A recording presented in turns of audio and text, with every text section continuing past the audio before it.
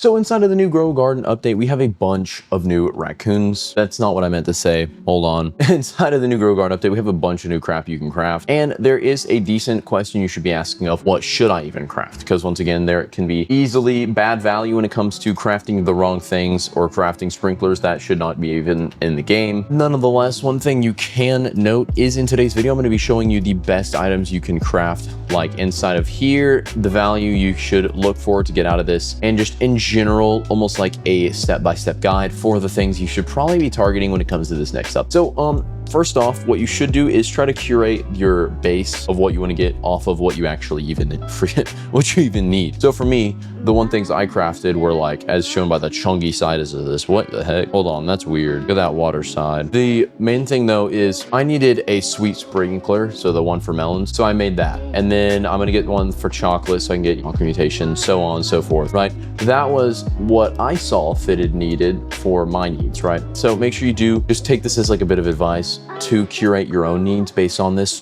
guide. Don't just, do exactly what I do, because once again, it is going to be different per user. But with the first thing though is noting in the starting off, what you want. So if you're grinding money first and you don't have good seeds, come over to this thing right here. So this is going to be how you get great money and all this stuff. So the select recipe. So this is for seeds. So as you can see, you can get the crafter seed pack, which can give you the dragon pepper, which is really overpowered, I believe. So if you want to check out my website for this, it has a crop calculator. So on the homepage, just scroll down. We also have a stock tracker if you want to check that out. But we have the crop calculator. So this will be in the description. You can scroll on down. You can find the dragon pepper. This has a base of 80,000. So it's like a bit worse than a moon blossom, right? Say this was 5 times the normal size, or just no, let's just say it's 30 kg. This one's worth 2.2 base. Say it's rainbow, shocked, frozen, moonlit, bloodlit, celestial, disco. You can get chocolate now. Say pollinated, honey glazed, burnt. This is going to be nearly around 40 billion, and then if you stacked on a friend boost, right, got zombified, maybe even they ran the event and then stuff, nearly 100 billion. So that is pretty great value out of that.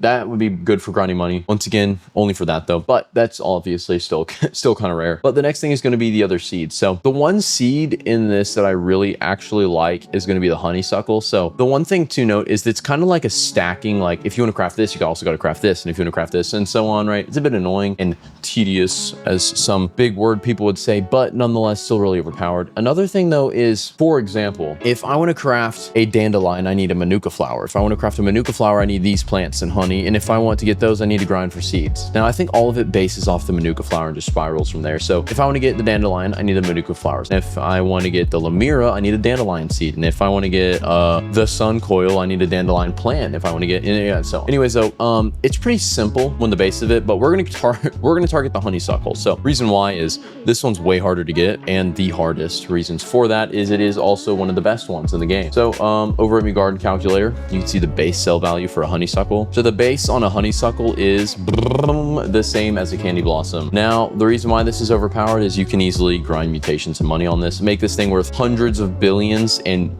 crank out money. But do note is, once again, this is just to note, this is still very hard to get, and this is how I got it, or how I'm going to get it, is because you do need pink lily seeds and purple dahlia seeds. So the way you get those ones are going to be from the if you want to trade for it, the normal seed or flower pack, which is in here, which has these two, which are the mythics from it. So that's pretty simple, straightforward, and then obviously the honey. But what you're going to need to lock in on is grinding for these plants. I would recommend, once again, the honeysuckle if you can. Anything is doable, and if you do want to check out which one is the best, once again, for your needs or what you can currently achieve, make sure you check out the calculator website. That'll still be in the description. The next thing is going to be, once you have chosen what you're going to be using, we're going to now craft an item to suit this need. So inside of this, you can easily check. So I would recommend crafting like almost all these items. This is really nice, by the way. This thing to increase your backpack size. It used to be 50, but they nerfed it because you could just get so many of them. But what to note is you should probably try to get the shocked sprayer. Maybe honestly, really even just the chocolate one, because you can just use a lightning rod and get more uses out of it than this. And this seems kind of like a waste.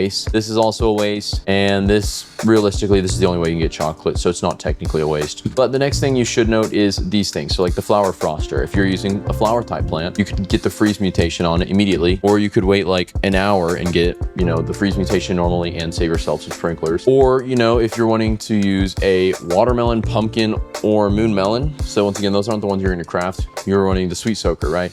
So on, but the best plant by far, so I don't think any of these actually directly affect the ones you can craft besides flower froster, which is annoying, yes, but the only things, once again, that's why I'm saying is I would only recommend really crafting the chocolate spray one. That's the only one I'm crafting because it, once again, really seems like the only one that get value out of, or maybe even the pack bee. But the next thing to note is if you are grinding money via raccoons, right, you could run out of inventory space. So that's when the pack bee is very helpful. Or if you're a free-to-play player trying to get the anti-bee egg, obviously the best way, you know, you could get this is via that. Now, it does look, yeah, it's the same odds, which is nice. So the 0.25 on the Disco Bee. Disco Bee, once again, is extremely rare and gives you the 125x base Disco mutation, which once again is used to only be an admin one, but nonetheless, still very, very helpful. Now, the next thing to note is when you are grinding these items, do focus on, do I really even need this? Like, once again, the shocked sprayer, right? You know, you can just give the shock mutation to whatever plant you want. Well, that seems kind of like a waste if you think about, you know, lightning, you need a lightning rod to craft it, but the lightning rod does genuinely the exact same thing. You just have to wait for a thunderstorm. And if you do want to, check out my Discord server, link in the description. We have a stock notifier. So you can see the stocks, all this. Hold on, I'll link it in a second. Stock notifier, you can see everything that's in stock, get notified by it. Neg stock notifier and a weather event notifier. As you see, you can see the weather event. So it was raining, snow alert, so freezing, and then thunderstorms, boom. So you can see when there are thunderstorms, hop online, place down your lightning rod, right, and get that. So once again, seems to completely